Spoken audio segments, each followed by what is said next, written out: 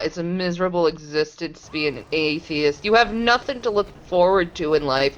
What do you have? You have really, all you have is like movies and stars and like just songs. There's nothing really like solid base in their grounding, you know? And I'm just saying this from my own perspective.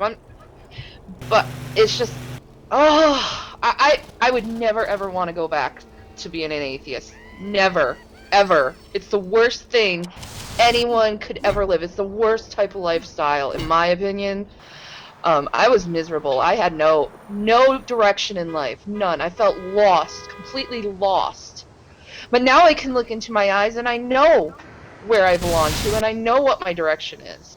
Suge Knight, the infamous thug and co-founder of Death Row Records, and the man driving the car in 1996 where Tupac was shot in the passenger seat in Las Vegas, killing him, says that Tupac's actually still alive. He faked his death and he's smoking Cuban cigars in Cuba. TMZ caught up with Suge Knight, who appeared to be drunk or high on who knows what, and says Tupac's still alive, and his evidence for this is that, quote, if he was dead, they'd be arresting those dudes for murder. Yeah, I'm sure that all the hospital staff, the police, the first responders, everybody's in on it. They went and patched him up, and then they ushered him out of the country secretly without telling anybody. They faked his death, rolled out a fake rubber corpse, transferred his tens of millions of dollars into an offshore account, and the FBI and the police just nobody noticed this at all. Nobody's recognized him, of course, ever. No. Well, I'm sure that a guy that had Thug Life tattooed across his stomach and who came from the ghetto and had a lot of jealous gangsters who just were just jealous with the fact that he was a rich, successful celebrity. They would never have shot him, right? Those bullet holes in those cars in the car must have been fake. Suge Knight must know something. I mean, after all, he was there. Suge Knight seems like such an intelligent person. This is reminiscent, of course, of many Tupac's fans' parents believing that Elvis is still alive. Couldn't come to grips with the fact that Elvis died. It's really a sick symptom of celebrity psychosis. People just can't come to grips with the fact that celebrities are human beings. They're mortal beings. They're not celebrity, all-knowing, powerful gods. Oh, really? Another major misconception that people have about Tupac is the fact that he did not believe in the Illuminati.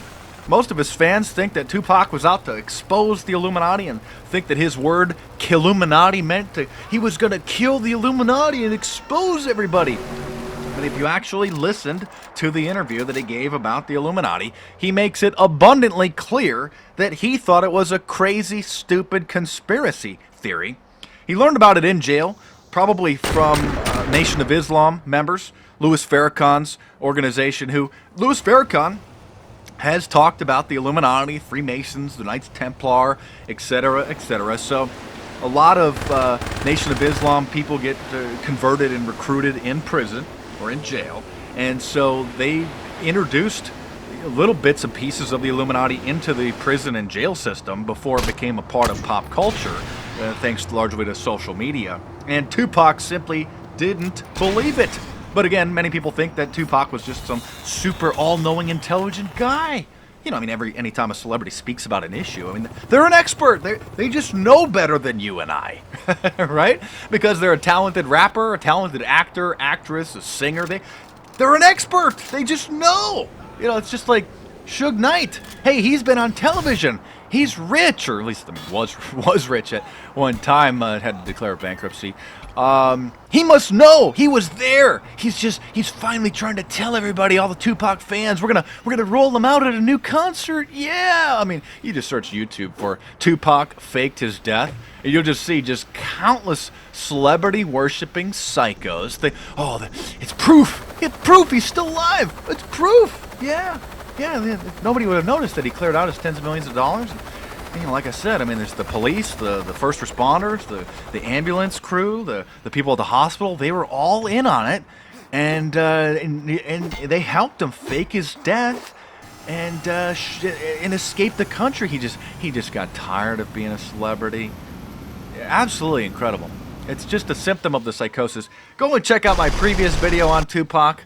And stop thinking that he actually was leading the charge against the Illuminati. Even though Tupac was supposedly an avid reader, Which, I mean, what does that mean? He read a dozen books?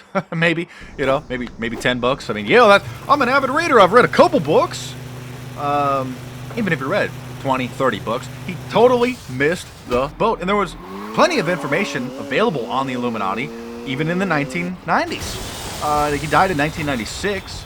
So, I mean, just decades earlier, in 1972, maybe 71, Gary Allen published None Dare Call It a Conspiracy, which talked about all about the Illuminati. Even way before that, 1933, a woman named Lady Queensborough, she died actually, and then it was published shortly after her death, published an occult theocracy, which had all the information about the Freemasons, the Knights Templar, the Illuminati, and what they're doing, and all of it. 1933. Rewind even further, 1924. A woman named Nesta Webster published Secret Societies and Subversive Movements. Rewind even further. John Robison published Proofs of a Conspiracy in 1798, a book that's still available today. By the way, I have all these books. I've read all these books. Probably get off of YouTube and read some books, people, and stop worshiping your celebrity icons and come to grips with the fact that they actually die. It's just incredible, the celebrity psychosis from people, especially when they think that they know the truth. Like, these people think they're on the cutting edge of reality, and they couldn't be further from it. If you've read the comments in this video, you'll see what I'm talking about. How would you know Suge was there? You don't even know. You're a shill. You're trying to cover it up. You could see in my previous videos, like about Paul Walker or Philip Seymour Hoffman. Anytime, I mean like every time, a celebrity dies from any reason, countless, it's not just a few, I mean it's like tens of thousands, hundreds of thousands of people believe that they were just murdered. The Illuminati sacrificed them with a blood sacrifice. Yeah, all of them, you know. Heath Ledger, he doesn't die of abusing the drugs. Philip Seymour Hoffman, no, it was Illuminati sacrificed him. Yeah, Paul Walker didn't die in a car accident with Illuminati sacrifice. Learn the truth. Mark Dice works for Illuminati. He's trying to hide it. Suge Knight's telling us the truth. He would know. Even though in this video on TMZ when they talked to him, he seemed extremely wasted. I'm sure that he knows the truth. So anyway, thanks for watching. Subscribe to my YouTube channel if you're new. Check out some of the previous videos and the playlists. And stay tuned because there's more videos coming soon.